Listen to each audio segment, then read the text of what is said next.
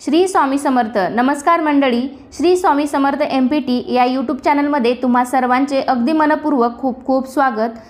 आजच्या व्हिडिओमध्ये आपण पाहणार आहोत रामायणातील शबरी कोण होती, तिने प्रभू श्रीरामांना उष्टी बोरं का खायला दिली.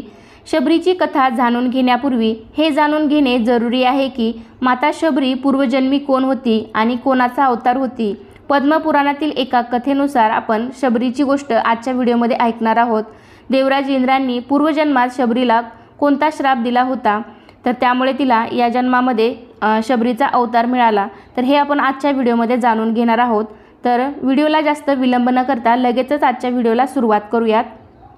रामायणामध्ये शबरीविषयी तुम्ही ऐकलंच असेल, पण तुम्हाला माहीत आहे का शबरी नक्की कोण होती आणि जिला श्रीरामांनी दर्शन दिले.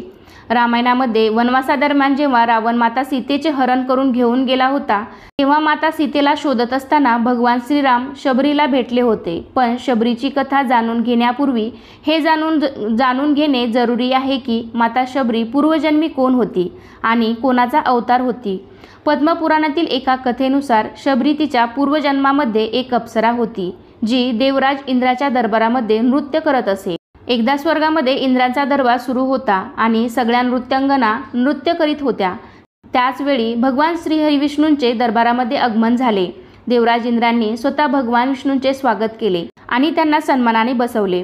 नृत्य करणाऱ्या अप्सरामधील एक अप्सरा भगवान विष्णूंच्या रूपावर मोहित झाली आणि भगवान विष्णूंना पाहत पाहत ती नृत्य करायचं विसरून गेली. यावर देवराज इंद्रांनी नाराज होऊन त्या अप्सरेला मृत्यूलोकामध्ये जाण्याचा शाप दिला. पण त्या अप्सराने देवराज इंद्रांना विनंती केली की ती फक्त तिचे प्रभू हरी यांनाच पाहत होती. ती फक्त त्यांचे दर्शन करत होती आणि दर्शन करता करता ती इतकी हरवून गेली की तिला नृत्य करण्याचे भान राहिले नाही.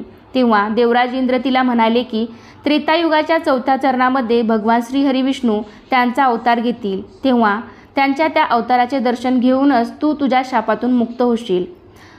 असं म्हणतात की देवराज इंद्राच्या त्या शापामुळे त्या अप्सराचा जन्म एका राणीच्या रूपामध्ये झाला, जिचे नाव परमहंसी होते. ती राजा ऋतुध्वजची पत्नी बनली. एकदा राजा आणि राणी कुंभमेळ्यामध्ये गेले.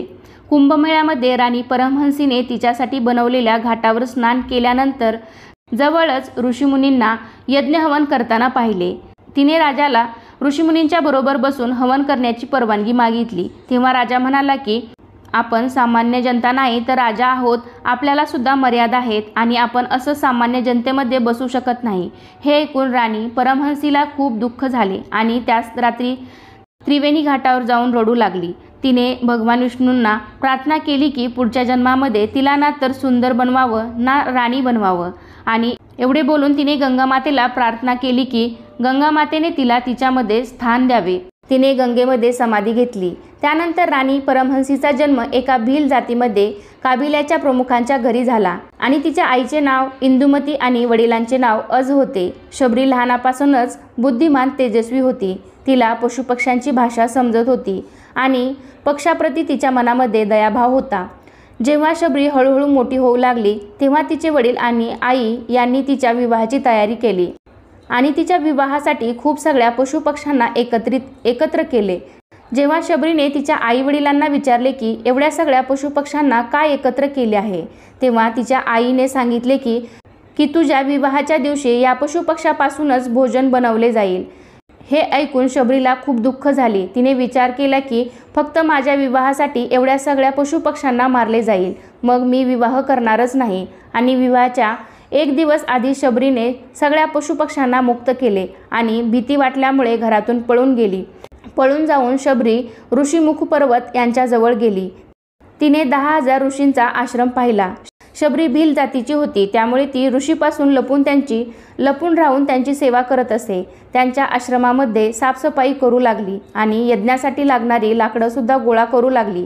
पण आश्रमातील ऋषी आश्चर्यचकित होते की त्यांची सगळी कामे कोण करत आहे. आणि एक दिवस ऋषींनी शबरीला पकडले आणि जेव्हा ऋषींना समजले की शबरी भील जातीची आहे, तेव्हा त्यांनी शबरीला आश्रमातून हाकलून दिले. तेव्हा मातंग ऋषींनी शबरीला मुलगी मानून तिला त्यांच्या झोपडीत राहण्याची परवानगी दिली. तेव्हा मातंग ऋषी त्यांचा देह त्याग करत होते. तेव्हा त्यांनी शबरीला बोलावले आणि म्हटले की मी आता माझा देह त्याग करणार आहे, पण तू आता भगवान श्रीरामांचे भजन कर तेव्हा शबरीने मातंग ऋषीला विचारले, हे श्रीराम कोण आहेत, ते मला कसे भेटतील? तेव्हा मातंग ऋषी म्हणाले, श्रीराम स्वतः तुझ्या झोपडीमध्ये येतील आणि तुझा उद्धार करतील. त्यानंतर शबरी रोज भगवान श्रीरामांची वाट पाहत असे. रस्त्यामध्ये त्यांच्यासाठी फुले टाकून ठेवत असे आणि भगवान श्रीरामांसाठी बोरं तोडून आणत असे. जेव्हा एक दिवस शबरी भगवान श्रीरामांसाठी चाखून गोड बोरं गोळा करत होती, तेव्हा भगवान श्रीराम तिच्या झोपडीमध्ये आले आणि शबरीने त्यांना पाहताच भगवान श्रीरामांना ओळखले आणि त्यांचा आदर सत्कार करून त्यांना प्रेमाने चाखून उष्टी केलेली गोड बोरं खाऊ घातली. शबरीच्या या निर्मळ भक्तीने प्रसन्न होऊन भगवान श्रीरामांनी तिला त्यांचे दर्शन दिले आणि मोक्ष देऊन तिला शापापासून मुक्त केले. हीच होती माता शबरीची कहाणी, तिच्या अवताराची कहाणी. कशा प्रकारे देवराज इंद्राच्या स्वर्गातील एक अप्सरा, जी देवराज इंद्राच्या शापामुळे शबरी होऊन तिला आयुष्य घालवावे लागले, आणि कशा प्रकारे भगवान विष्णूंचा अवतार म्हणजेच भगवान श्रीरामांनी त्यांच्या हाताने शबरीचा उद्धार केला. मला आशा आहे की तुम्हाला ही कथा नक्की आवडली असेल. ही कथा आवडली असेल तर व्हिडिओला एक लाईक नक्की करा आणि कमेंटमध्ये जय श्रीराम लिहायला विसरू नका. चॅनलवरती नवीन असाल तर चॅनलला सुद्धा नक्की सबस्क्राईब करा. चला तर पुन्हा भेटूया अशाच एका माहितीपूर्ण व्हिडिओमध्ये. तोपर्यंत धन्यवाद. श्री स्वामी समर्थ.